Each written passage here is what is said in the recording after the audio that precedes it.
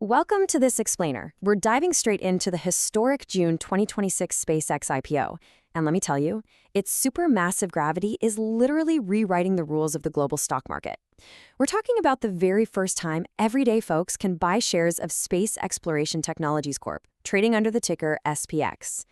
Look, this isn't just your run-of-the-mill tech company going public. It's a fundamental financial earthquake, totally changing how we look at corporate valuation, market rules, and who gets access to capital.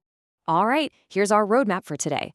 First, we'll look at the $1.75 trillion epicenter. Then, we'll see how they're funding the Starship future, followed by how this is rewriting the stock rulebook. After that, we'll cover the global market shakeup it caused, and finally, wrap up with the high risks and zero control you get as a public investor. Let's get into it. Section 1. The $1.75 trillion epicenter, the biggest public market debut in global history. To really grasp the impact of SpaceX hitting the open market, we first have to wrap our heads around the sheer mind-boggling scale of this transition. $1.75 trillion. Yeah, you heard that right. At a valuation reaching up to $1.77 trillion, SpaceX isn't just entering the financial solar system, it is a supermassive object. It immediately snags the title for the largest public market debut in global history. I mean, by stepping onto the public stage at this sheer size, SpaceX instantly dwarfs the IPOs of literally every major tech giant that came before it. It completely resets our baseline for what a modern IPO even looks like. And, with that massive valuation comes a massive capital raise. By selling over 555 million shares, SpaceX is aiming to pull in up to $80 billion directly from investors. To put that $80 billion into perspective, they are securing more cash in this single event than the entire total market value of many well-known established global corporations. It's an astronomical pile of wealth designed to fuel their next decade of operations. And frankly, it instantly drains available capital right out of other areas of the market. So how did they make this massive offering accessible to regular folks? Well, they did something pretty unique. Unlike a traditional IPO where the price bounces all over the place based on Wall Street demand, SpaceX set a fixed target price of $135 per share. On top of that, they ran a 5-for-1 stock split right before listing. This was a highly calculated move, totally intentional, to lower the price per share. They wanted to make absolutely sure everyday ordinary people could get a piece of the action without needing thousands of dollars sitting around just to buy one single share. Moving on to Section 2, funding the Starship future. Where are those billions actually going? Let's break down how this massive $80 billion cash influx is building the infrastructure for humanity's multiplanetary ambitions. And, well, what's currently paying the bills? When you think of SpaceX, your mind probably jumps straight to those massive rockets launching into orbit, right? But believe it or not, rockets aren't the main financial driver right now. It's actually Starlink. Their 12 million global subscribers pull in over 60% of the company's total revenue. Starlink is the real financial engine here. This whole capital raise is explicitly designed to radically expand that satellite internet constellation, because that's the steady cash flow they need to fund deep space exploration and their massive Starship program. But we do have to contrast all that futuristic hype with the stark financial reality. Take a look at 2025. SpaceX brought in a staggering $18.7 billion in revenue. Huge, right? But despite that top-line growth, they still recorded a $4.9 billion net loss that same year. Why? Because they're burning through cash at an incredible pace to build out heavy infrastructure. We're talking massive data centers, tons of GPUs, and relentless explosive rocket tests. This IPO is absolutely crucial for them to absorb those massive ongoing operational and AI costs. Okay, Section 3, rewriting the stock rulebook. Let's look at how the sheer size of SPCX broke Wall Street's habits. Because a company this massive doesn't just quietly join the market. It forces the financial institutions to literally bend to its will. Getting to this June 2026 listing meant breaking standard habits and completely rewriting exchange rules. When faced with a $1.75 trillion behemoth, the major index providers were completely divided. On one side, NASDAQ just completely threw out their historical rules. They dropped their traditional one-year waiting period to fast-track SpaceX into the NASDAQ 100 in just 15 trading days, basically rolled out the red carpet. But the S&P 500, they held their ground. S&P management stuck to their strict financial viability screens and refused to bend, denying SpaceX immediate entry because of those massive net losses we just talked about. It's this fascinating high-stakes standoff between the biggest market gatekeepers in the world. Section 4, the global market shakeup. the tsunami hitting index funds and tech stocks. You see, the enormous size of this listing doesn't exist in a vacuum. It acts like a massive gravitational pull that disrupts absolutely everything around it. And this triggers a pretty crazy chain reaction.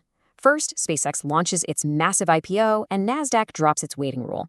But here's where the real earthquake hits. Because NASDAQ fast-tracked the stock, passive index funds that track the NASDAQ are mathematically forced to buy billions in SpaceX shares immediately, just to match their benchmark. And to get that kind of cash, they have to sell off their existing tech stocks. It creates a massive global shift in capital allocation, literally draining money out of other highly successful companies just to make room for SpaceX. But it's not just the big institutional funds making moves here.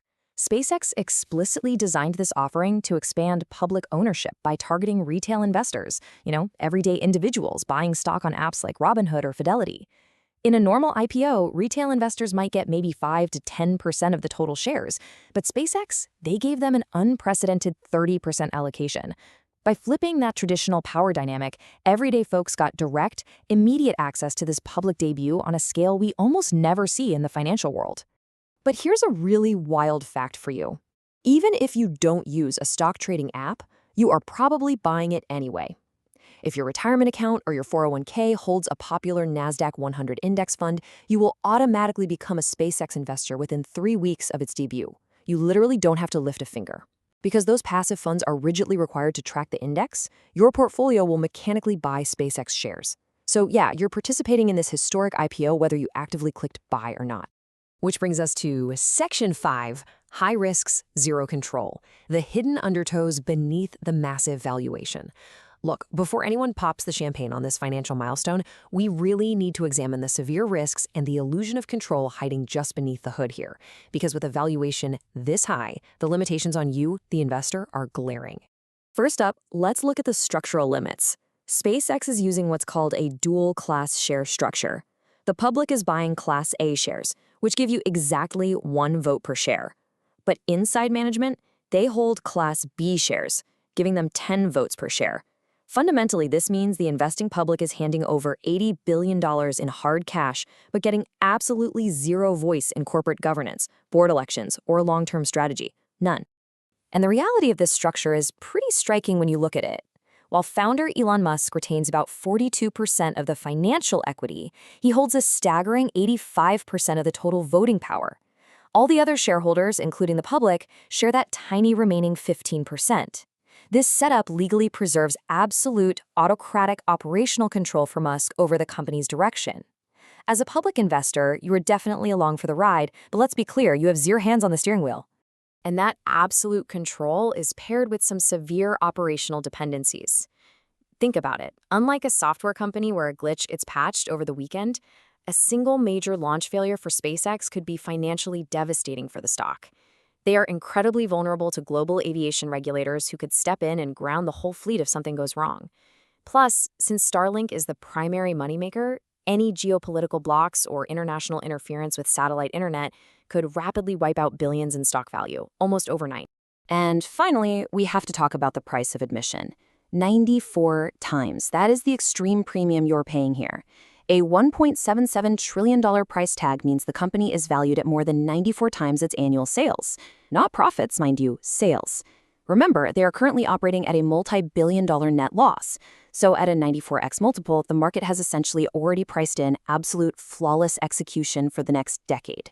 There is absolutely zero room left for operational errors, technical delays, or missed financial targets.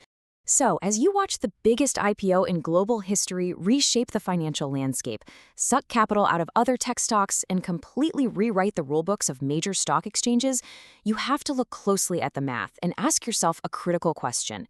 At 94 times annual sales, with literally zero corporate voting power, are you truly buying into the multiplanetary future of humanity, or are you simply funding the massive multi-billion-dollar risks required to get there? Thank you for joining me for this explainer, and remember to always keep questioning the numbers behind the headlines.